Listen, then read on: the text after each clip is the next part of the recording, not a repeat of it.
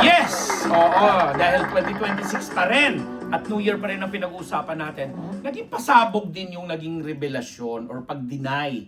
Kasi nag-post sa kanyang TikTok video itong si Elis Hoso ng ating minamahal na nagulat ako doon kasi yung naglabas ang mga itsura niya ngayon, ano siya, ibang-iba na yung nawala yung pagiging simple na alam mo yung kahit isa sa mga personality natin o celebrities natin na kahit walang makeup, napakaganda. Tapos malambot ang features, yon, that's the right term.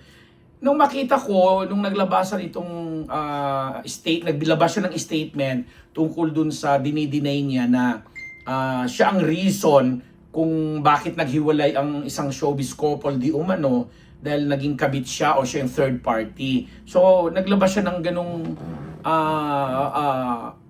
clarification or statement na wala, hindi siya ganyan-ganyan. Pero mas kinagulat ko, kasi unang-una hindi ko naman pinaniniwalaan na siya talaga, no? At ang hirap pag-isip, sino ba yung showbiz couple na sa dami ng mga couple last year or the previous years na naghiwalay, iniisip talaga sa sino ba yung kanino ba na-involved sa Elise. So, but anyway, since hindi naman totoo at dinay naman siya, we believe that. Pero nga, ang hindi nga mawala-wala sa akin, yung parang, sabi ko, ano nangyari sa ganda ni Elise? Although maganda pa rin siya ngayon. Kaya lang hinahanap ko yung gandang nasilayan. Ang ganda yung gandang nasilayan ko nung umpisa na from PBB House, hanggang maging love team sila ni McCoy, hanggang magkaroon na sila ng anak, hanggang nagkikita-kita kami, naging kaklasiko siya sa Faces and Curves, ilang Christmas party din kami nagkita at nagpapapicture. Nagandang-ganda talaga. Alam mo, naalala ko nga sa kanya yung mga ganong simpleng ganda, yung mga nabutan kong Bing Pimentel na, alam mo si Tugang Bing Pimentel, si Dang Cecilio, yung mas bata-bata na makaka-relate sa akin ng mga ayun pa Alma Moreno, LJ, LJ. Yun, si LJ, Moreno ba yun? Yun. Tapos si Kay Abad, of course, si Christine Hermosa. Yung mga ganong malalambot na, yung simpleng ganda na, alam mo kahit nakapulbol lang sila, sasaluduhan ng mga ganda. Yun. Hinanap ko yun sa kanya nung naglabasan itong mga issue at ayun na nga, medyo na ano pa nga siya, nabash pa nga siya kasi parang nakumpara pa ngayon yung ganda niya na sabi na wag naman daw umabot dun sa puntong magiging kamukha na niya ang, again, gagamitin ko yung at magpapasintabi ako, yung si RC Munoz na nabalita at alam ng showbiz na maraming beses na rin na undergo ng enhancement sa proseso ng pagpapa-enhance ng kanyang itsura, 'di ba? Tapos meron pang dahil nga sa nawala yung lambot ng features niya, naging kamukha na di umano niya, naging kapeg na niya si Sara Labati, sino pa ba yun? Si Kailin Alcantara, na alam naman nating magaganda. Alam natin sa kanilang si Natalie Hart, meron pang ganon. Alam natin na sa kanilang, yung mga binanggit nating personalities, may kanya-kanyang angking ganda yan at appeal.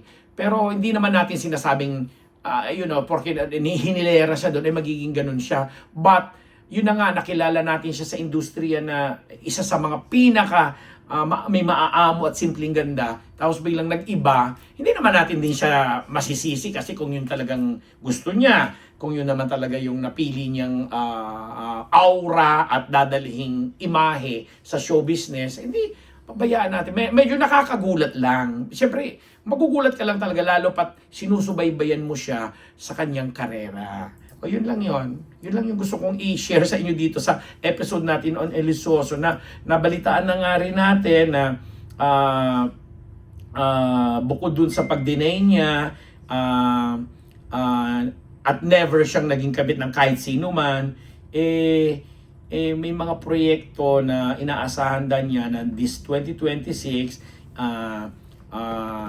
magmamind na siya ng kanyang own business, building and choosing peace. Siyempre, lahat naman tayo gusto ng pagiging peaceful ang ating mga ano tawag doon, yung mga gusto nating buhay, ang ating emosyon, wala mga toxic na tao, wala mga toxic na pangyayari. At sinasabi rin niya na this 2026, yun na nga, bukod dun sa mga gusto niyang gawin pa sa kanyang showbiz career at negosyo na nilabanggit niya, siyempre papalakihin nila both ni McCoy as co-parents dito sa kanilang anak na si Feliz, tama ako, no? So yun, ang ganda ng mga ano niya, at I'm sure naman bilang isang magaling din naman din siyang actress, napansin na natin sa napakaraming proyekto, inaasahan din natin na sana nga mapanood natin uli si Elise Hoson na alam naman nating isa rin sa may mga matatawag natin ng original talaga, original na ano tawag doon,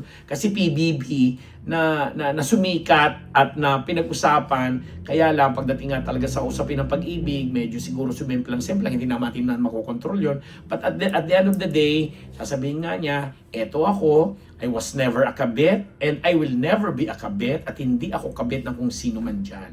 Maliwanag na in-expression ni Elisoso na hinahanga din natin na this 2026 sa bagong career at sa kanyang although andun pa rin si McCoy, marami pa rin umaasa, pero naman sa pinapakita naman nila bilang good parents ng kanilang anak, inaasahan pa rin talaga natin na alam mo yon, may susulpot, may uusbong na ibang klaseng o nasa ibang level ng pagmamahal. Kasi sino ba naman tayo para magsabing hindi sila pwedeng magkabalikan, hindi sila pwedeng magpakasal in the future or whatsoever. But for now, since iyan ang mga focus nila, may kanya-kanya silang mga mindset na kung anong gusto nilang gawin sa kanilang mga career, syempre irerespeto natin yan. At kung hanggat maaari, susuportahan po natin yan. Yun lang. Maraming salamat at this time yan na magpapasalamat ako sa ating mga sponsors.